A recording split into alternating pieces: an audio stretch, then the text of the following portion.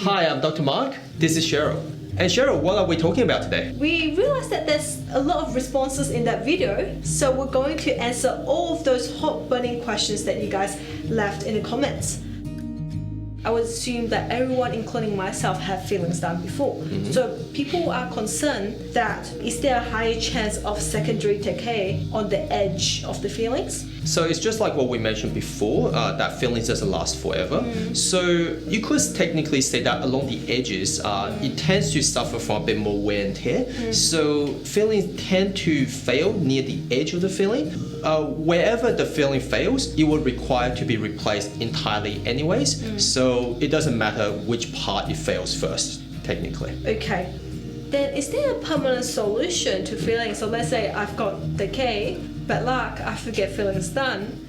And is there a solution, permanent solution, where it's done once and for all? I guess the simple answer is there isn't.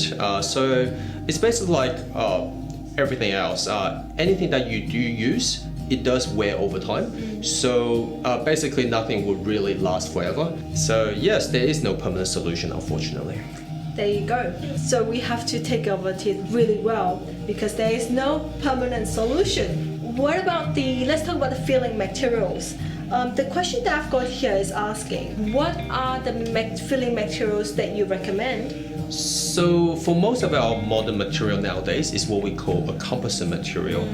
So a composite material basically is like a white tooth colored material that matches the color of your teeth. Currently, that's the strongest, most efficient way of doing the fillings.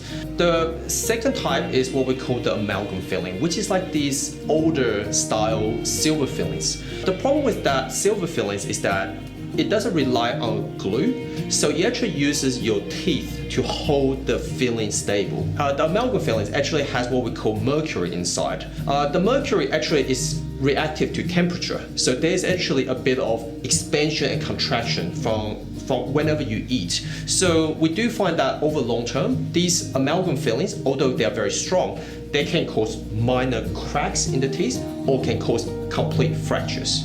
And there's a third type of filling, what we call a GIC. So this type of filling is actually, a lot of times we use it as like a base. And it is like most of the time it's like a temporary type of filling. So they are good for a quick fix or for a base to help protect the nerve, but they are not good for a permanent solution because they are not very wear resistant. So they tend to wear out a lot quicker.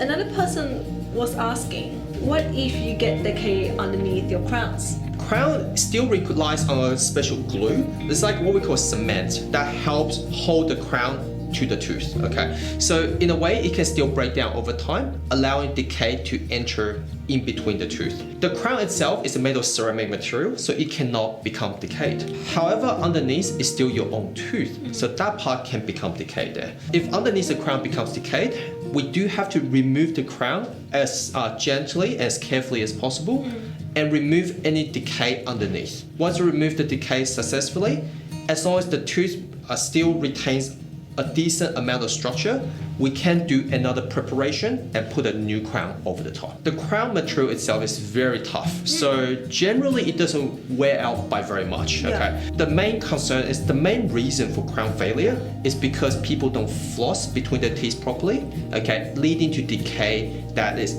underneath.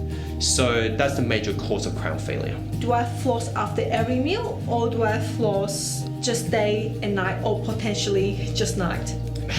I would say a lot of people don't floss at least twice a day, okay? But we definitely recommend after every meal if possible, but at least after breakfast and after dinner, if you could. So, but if you can do it after every meal, then you're doing a very good job. The last question, the final question that we have here, what would be the correct way to floss your filled tooth? A good filling, you should still floss just like your every other tooth. So you should still feel very similar pressure. So you shouldn't feel like your floss is getting stuck, or your floss shouldn't be flaring each time you floss between your filling. That's actually a sign of what a good filling is. And so soon we'll be doing a video on how to floss properly, and it should be out in the coming weeks. We'll see you again next time.